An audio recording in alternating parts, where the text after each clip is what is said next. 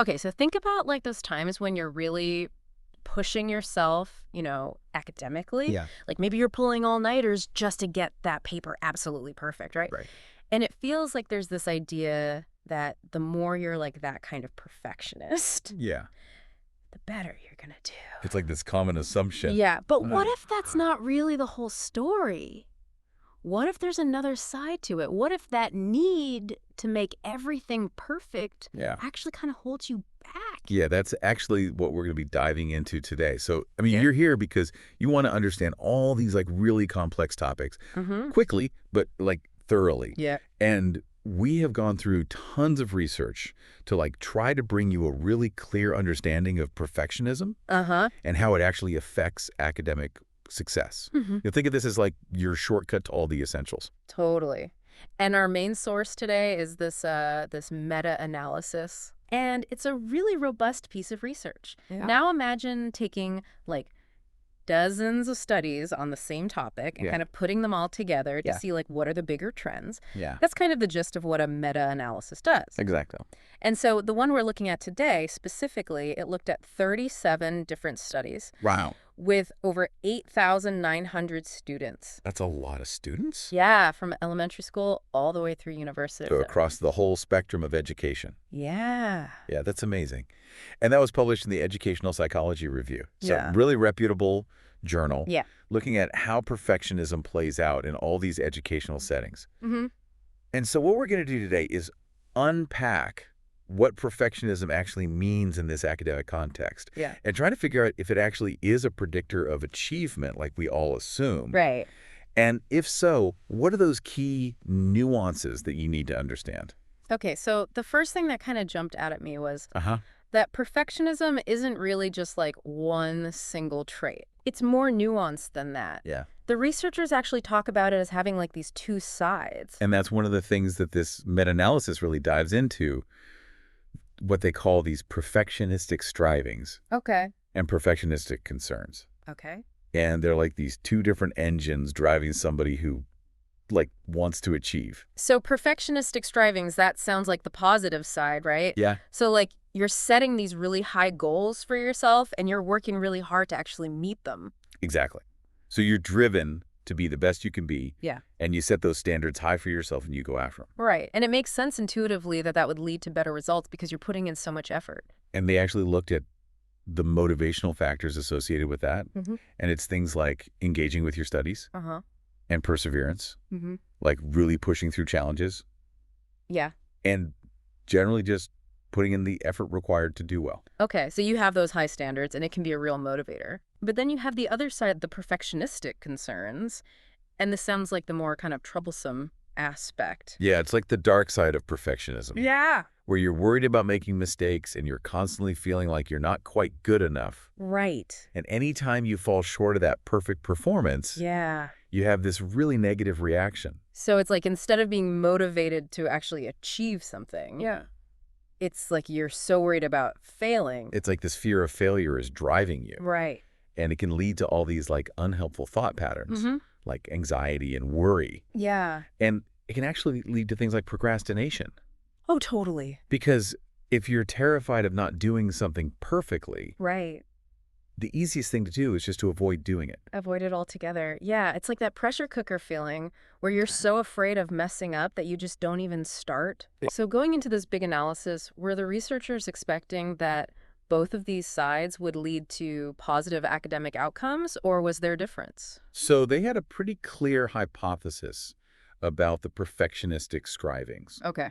They thought because of that connection with motivation and hard work, that it would probably be positively associated with achievement. Yeah. But for the concerns, it was less clear. Mm-hmm. There were kind of conflicting theories about whether that anxiety and that aversion to mistakes would actually help or hinder Right. academic performance. So we've got these two distinct elements of perfectionism. Mm. What did the research actually show? So the big findings were that they found a small to medium positive relationship between those perfectionistic strivings, Okay. so the high standards, Mm-hmm. and academic achievement. So that initial idea held up. Yeah, so aiming high is generally associated with better grades and test scores. Okay. And it's like that drive to excel can actually give you a measurable boost in your performance. Okay, that's kind of what a lot of people probably think. Yeah. So what about the perfectionistic concerns? So that actually showed a significant but small negative relationship. This is going the opposite direction. It is. Okay. So while it wasn't a huge effect, it does suggest that those worries about mistakes and that feeling inadequate can actually hold you back. Yeah, it's like the anxiety almost creates like a drag on your potential. Right. And I think that's one of the big takeaways here for the listener. Yeah, It's not just about being a perfectionist, it's about what kind of perfectionist you are. totally. And this is where it gets really interesting because what they also found was a moderate positive overlap between these two. Oh, So a lot of times the same person can have high standards and also be really worried about not meeting them.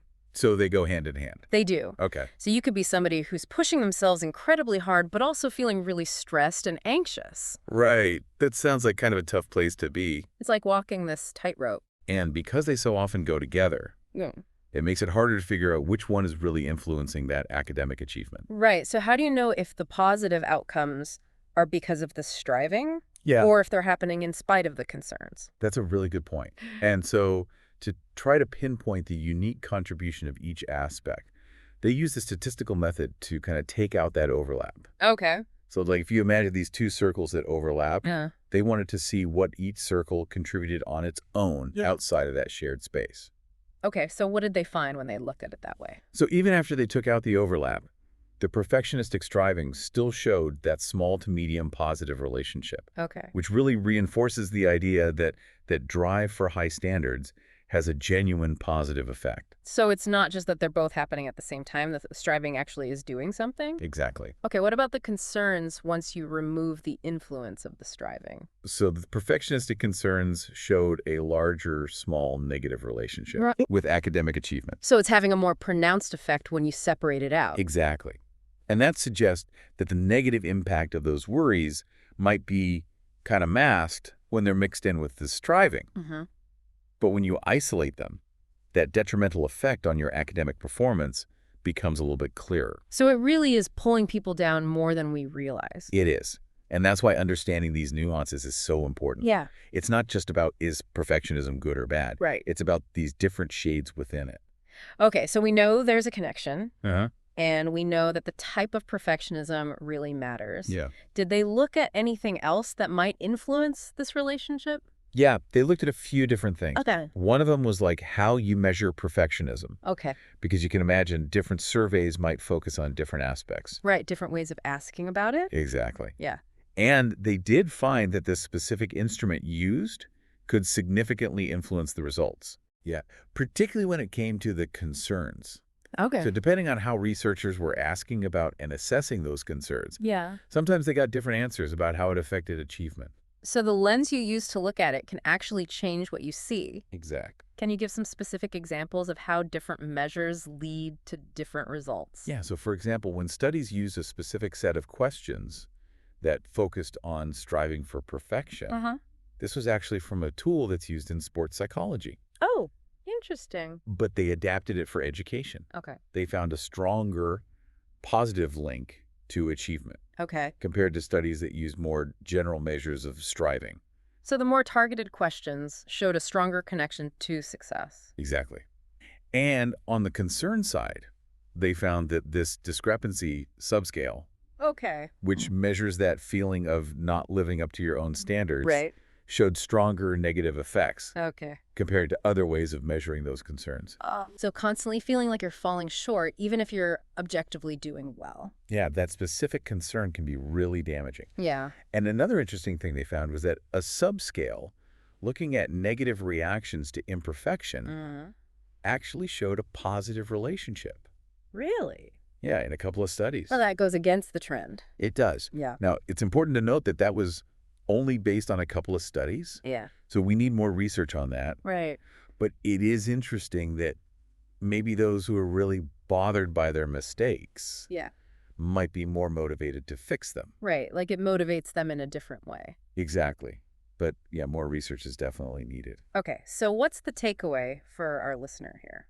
I think the key takeaway is that when we talk about perfectionism, the specific angle that we're looking at can lead to really different understandings of how it affects us. So it's not just enough to say I'm a perfectionist. You need to understand what flavor of perfectionism. Exactly. Which aspects are most prominent for you? And how are those affecting your academic life? So did they look at any other factors, like maybe Mhm. gender or level of education? Yeah, they did look at whether gender or the level of education the student was in. Okay. So whether they were in primary school or secondary school or university Huh. might change that relationship. Okay. And interestingly, they didn't find strong evidence that gender or academic level significantly changed that relationship. So it's pretty consistent across the board. Yeah, it seems like across those groups, the general trends held pretty steady. So you might think like the pressures and ways perfectionism shows up would be different as you go through different levels of education. You would, but at least in this analysis, it seems like the fundamental links between those two dimensions of perfectionism and how you do in school were fairly consistent. Okay, so how we measure it seems important. Yeah, Things like gender and what level of school you're in didn't really change things too much. right. Now, one thing I always wonder about with these meta-analyses is, you often hear that studies that show a strong effect Yeah. are more likely to get published. So Right. do we have to worry about that here? That's a really important point, and it's called publication bias, Okay. which is that tendency for studies with statistically significant results to be more likely to get published. Right. And so to address that, the researchers in this meta-analysis used a couple of statistical techniques Okay. to investigate whether this might be an issue. And what did they find?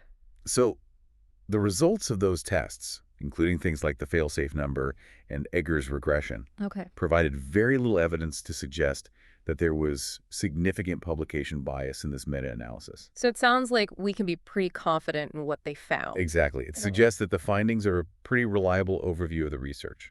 Okay. So as we wrap up this deep dive, what are the key takeaways that you think our listeners should really remember about perfectionism and academic achievement?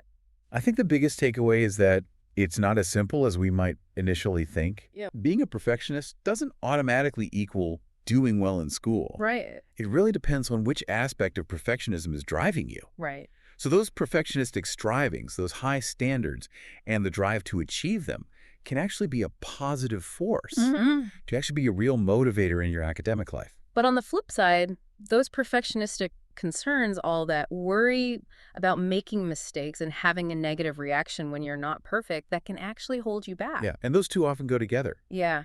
But understanding their distinct effects, I think, is the key here. So for our listener who's here to understand this complex topic really quickly and thoroughly, what do they need to know? It's not about abandoning high standards, Okay. but it's about managing those anxieties and those worries that come along with it. Yeah, I love that. So you want to cultivate that drive for excellence, but you don't want to be trapped by the fear of not being perfect. I think the real aha moment for me is that perfectionism isn't just this one thing. It's these two distinct forces, and it's the balance between them that matters. That's such a good way to put it. Yeah. And it kind of leads us to this final thought for our listener. Okay. Considering those two different sides, the drive to achieve and that fear of failing, how might understanding your own tendencies in each of those areas help you to develop a more effective approach to your learning goals? Yeah. So it's about that self-awareness and maybe shifting your focus from this pursuit of perfect perfection to an embrace of learning and growth, even with those inevitable imperfections that we all have. That's such great food for thought. Yeah. Well, hopefully this deep dive has given you a much clearer understanding of perfectionism and its real impact on academic achievement. Yeah, I hope you found this really helpful. Thanks for joining us. Thanks for having me. It's been fun. Yeah, it has. All right, see you next time. See you.